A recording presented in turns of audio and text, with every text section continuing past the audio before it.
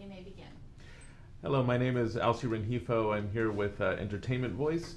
Cord, thank you so much for sitting down with us to talk about this fantastic movie. It's a film that's so essential. I think it's so necessary. But what's the genesis of the project? Why this book? Why this film? This is a conversation that I've been having with colleagues of mine and friends of mine and family members since before I started working in entertainment. I was a journalist for about 8 years before I started working in film and television. And the journalism stories that people eventually started sending me were stories about black trauma, violence in the black community, police killing young black people who are unarmed. And it just felt like there was this kind of constant churn of misery, and it felt like, is this really all that I have to offer? I think there's more that I can do with my writing skills.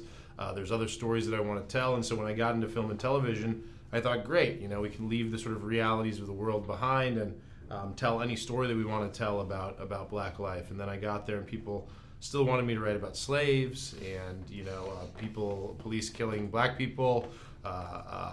Violence in the inner city. It just felt like, even here in the world of fiction, there's still these kind of limitations and restrictions as to what kind of stories people think black writers should tell. And so when I read this novel and it was touching on these things and also a million other things, there's a lot of family story that's sort of in the book and in the film that really resonated with me because it reminded me a lot of my family story. So there was just a whole swirl of things that I really, as the more that I read the novel, it started to feel eerie, kind of how much it resembled my life and sort of the things that I was going through at the time. And how do you hope, because, for example, for me personally, the movie impacted me because as a Latino writer, I mean, every underrepresented group bumps into the same. Of course, man. Into the same Right about situation. the cartels, right about drug violence, yeah. All of our movies got to look like telenovelas, So, yeah. How do you hope your film speaks to just any group watching that feels underrepresented and feels entrapped by those stereotypes? Yeah, I think the thing that to me, one of the main themes of the film is freedom and sort of like all of our desires to be individuals with our own sort of like unique passions and identity and goals, and sort of like what happens when we don't allow people that freedom to be themselves, what happens when we limit people's freedom and sort of like how they behave and the strange things that they do when sort of they feel that limitation. And I think that, as you said, this is something that I've had, I'm from Arizona, so I have a lot of Mexican friends, and they say, why does every story, as you say, set in Mexico need to have that kind of like weird brownish orange sheen to the sort of like every shot, and sort of why does it have to be about drug cartels or somebody sort of fleeing their horrible circumstances in their village to sort of like the promised land that is the United States? Like, why is that always the story that they tell? I have queer friends who say, like, why is it always about getting kicked out of your house by your parents, or sort of like, or some other sort of like miserable circumstance that happens? Why is it strictly dedicated to telling sort of like a story that's only about your identity and not the millions of other things that are happening in your life? So for me, I wanted to make a film. Obviously, yes, it stars Jeffrey Wright, and it's sort of about this black man and his life and his family. But I really wanted to make something that felt like it was big tent, that invited a lot of different people into this. And so hopefully we tell a story that feels like a lot of different kinds of people can empathize with it and find something to relate to in the narrative. Because that was by design. I really wanted to make something that allowed a lot of different people into the theater to enjoy themselves and hopefully find something that resonates with them.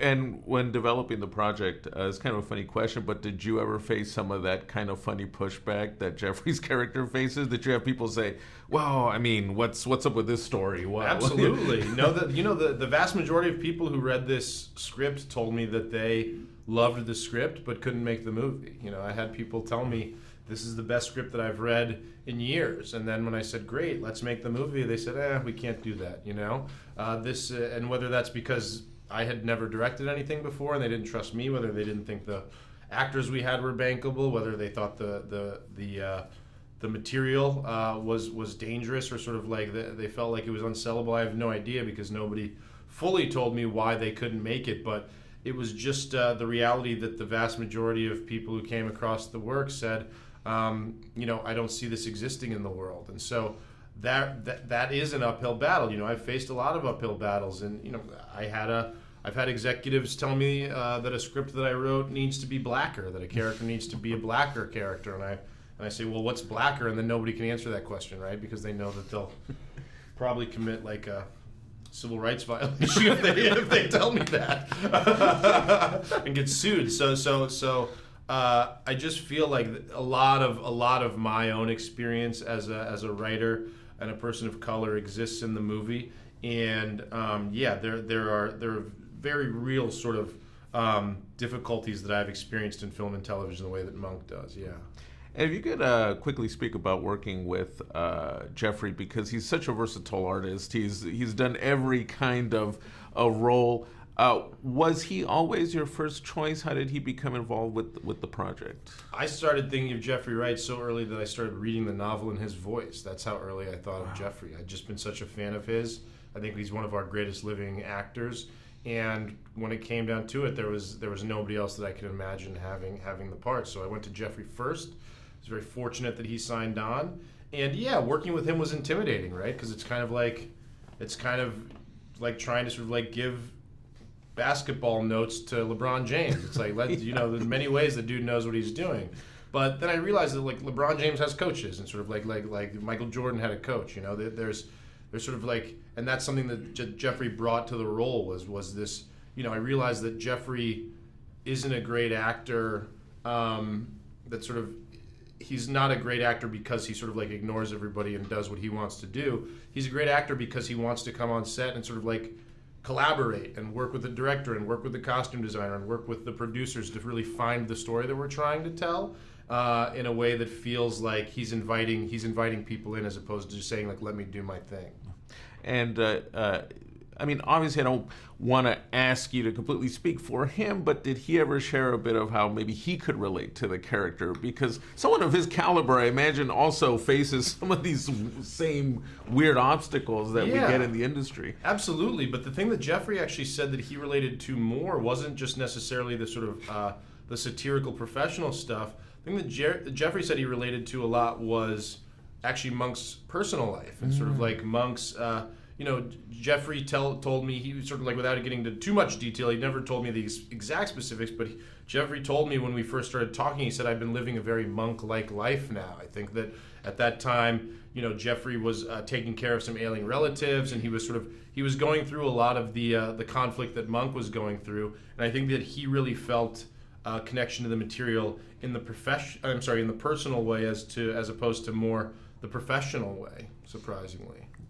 And now as we're winding it down, when it comes to your profession as a journalist, how would you say that influenced your approach to directing? How do those two combine? Because cinema is in itself such a form of documentation and chronicling, even as fiction. Yeah.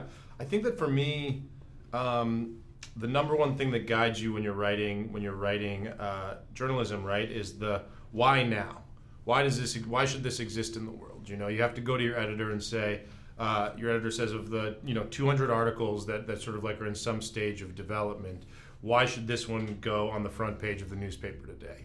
And so that really has guided my decision making when it comes to film and TV too. I think that I don't really sit down to work on anything until I can come up with a very good reason why this story should be told, instead of the millions of other stories that I could tell. Like, why should this story exist in the year 2023?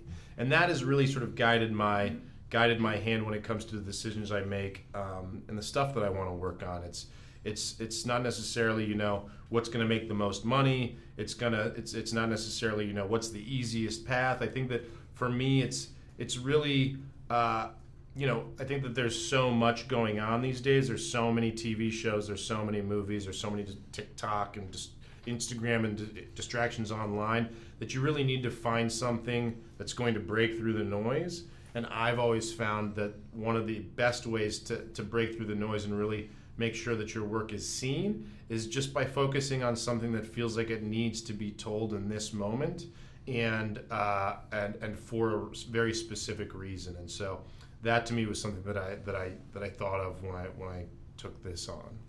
Fantastic. Well, thank you so much for talking with us today about just this great movie, American Fiction. Absolutely my pleasure. It's so important. Thank you so much. Hope we see more in the future. I appreciate that. Me too. Thank you so much.